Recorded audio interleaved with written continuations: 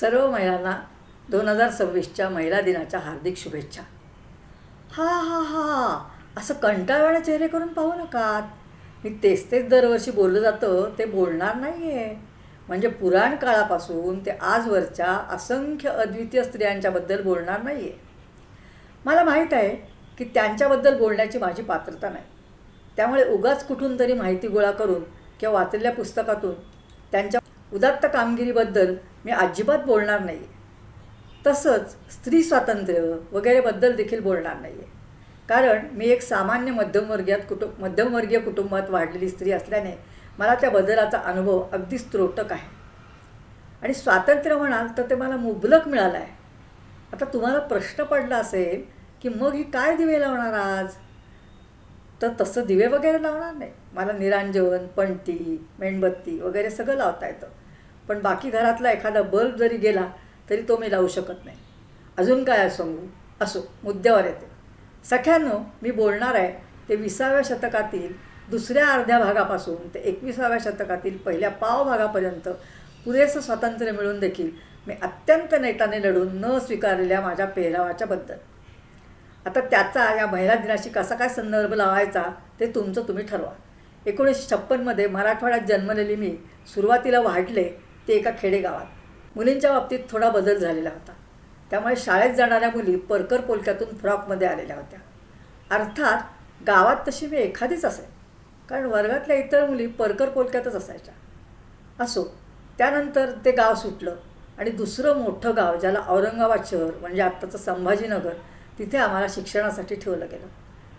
अर्थातच मुलींच्या शाळेत तिथे एक पाऊल पुढे म्हणजे 7वीपर्यंत स्कर्ट ब्लाऊजचा युनिफॉर्म होता. त्यानंतर माझ्या अंगावर साडी आली आणि ती साडी कर्णाच्या कवचकुंडलाप्रमाणे माझ्याशी एकरूप झाली. भोवतालचं जग हळूहळू बदलत होतं. पुणे मुंबईमध्ये सलवार कुर्ता मुक्तपणे स्वीकारला गेला होता. मराठी चित्रपटातून मीनाक्षी या नटीने केलेली स्विमिंग सूट घालायची छोटीशी क्रांती सोडली तर साडी अजून बऱ्यापैकी तग धरत होती. म्हणजेच नायिकांशी बोलताना मान खाली घालून पदराचं टोक हातात घेऊन बोटाभोवती गुंडाळत होत्या आणि पहिल्या लांडा स्कर्ट ब्लाऊज घालून नायकाबरोबर रॅकेट फुल खेळायच्या. त्याला बॅडमिंटन म्हणतात ते आम्हाला माहीत नव्हतं. चित्रपटातील नायकांच्या पोशाखाची प्रगती आम्हाला वर्षातून एकदा कळायची. मराठी चित्रपटाला घरातून सेन्सॉर नव्हता, पण हिंदी चित्रपट मात्र बारकाईने चौकशी केल्यावर आम्हाला दाखवला जायचा. त्यात ते पंजाबी ड्रेस अधिक आकर्षक गेलेले, खांद्यावरच्या बाया वर चढत गेलेल्या आणि मग अचानक गायब झाल्या. तिथून काय, मराठी चित्रपटाच्या नायिकेच्या ब्लाऊजच्या बाया देखील हरवल्या गेल्या. गळे मोठे झाले, पाठी उघड्या झाल्या. हे सारं सांगायचं कारण असं की हे सारं पाहत असताना माझ्या अंगावरची साडी अधिकच घट्ट होत गेली. मुलगी 20 वर्षाची झाली की तिचं लग्न करून मोकळं व्हायचं हा तेव्हाचा शिरस्ता होता. पदवी वगैरे नवऱ्याच्या घरी. तेव्हा मी 2ऱ्या वर्षात असतानाच मला उजवलं गेलं. त्या बाबतीत बंड करण्याचा प्रश्नच नव्हता. तसं पण मला शिक्षणाचं विशेष प्रेम नव्हतं. फक्त अट एकच होती की स्थळ पुण्या मुंबईतलं हवं. ती मात्र मान्य केली गेली आणि माझ्या पसंतीच्या नवऱ्याशी बरोबरच माझी गाठ बांधली गेली. औरंगाबादमधून डायरेक्ट मुंबई असा तो प्रकाशाच्या वेगाशी बरोबरीने करणारा प्रवास होता. सुदैवाने माझ्या यांना माझं साडी प्रेम चालत होतं. खरं सांगायचं तर ते देखील मुलांच्या शाळेत शिकलेले, अभियांत्रिकी कॉलेजमध्ये गेलेले. त्यामुळे स्त्रियांच्या पोशाखाबद्दल त्यांना विशेष माहिती नसावी.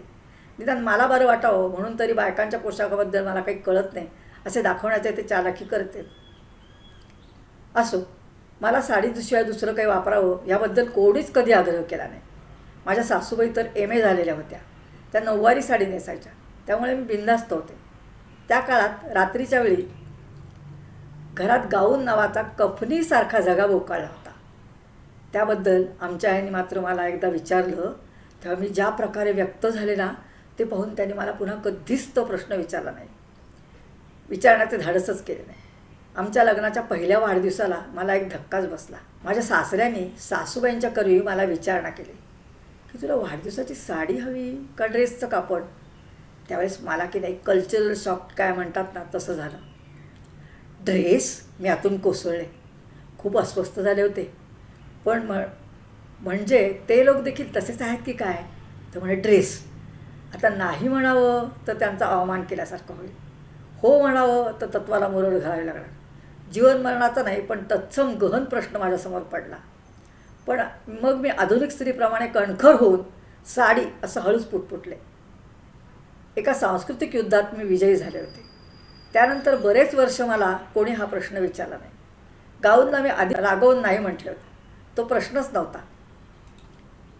मी अत्यंत अभिमानाने माझं साडीप्रेम जोपासत होते. हा अभिमानच बहुधा अहंकार झाला असावा. त्याची नियतीने नोंद घेतली होती.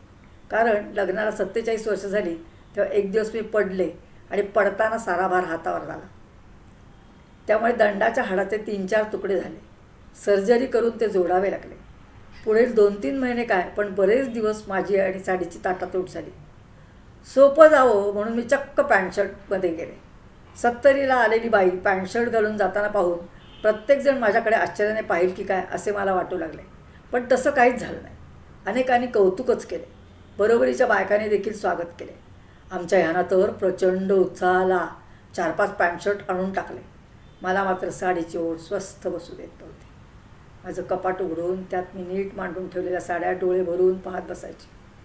मला हे डिप्रेशन येते की काय असं वाटायला लागलं. दर 2 दिवसांनी मी त्या साड्या काढून घड्या बदलून परत कुरवाळून कपाटात टाकत होते. एक दिवस कोणी घरात नसताना मी हळूच साडी नेसून पाहिली आणि काय सांगू, मला माझ्या मोडक्या हाताने ती साडी नेसणं सहज शक्य झालं. मग काय सारे पॅन्ट शर्ट कपाटात गेले आणि पुन्हा मी माझ्या आवडत्या साडीत आले. आता हा अधूनमधून एखादा ड्रेस घालते, पॅन्ट शर्ट पण घालते, म्हणजे मला वाटलं तरच. म्हणजे बघा, परवाच यांनी मला कौतुकाने ड्रेस घातला आहे. आता मी तो घालणार आहे पण त्यांच्या समानासाठी. म्हणजे स्वातंत्र्य आहे म्हणून लोकांची मनं तरी किती दुखवायची म्हणते मी. तर ही होती माझी बदलत्या समाजाबरोबर दिलेल्या एका दीर्घ लढ्याची कहाणी. ती स्त्रीच्या इतिहासात कुठेही नोंदली जाणार नाही म्हणून तुम्हाला त्याची हकीकत सांगितली. पुन्हा एकदा सर्वांना महिला दिनाच्या हार्दिक शुभेच्छा.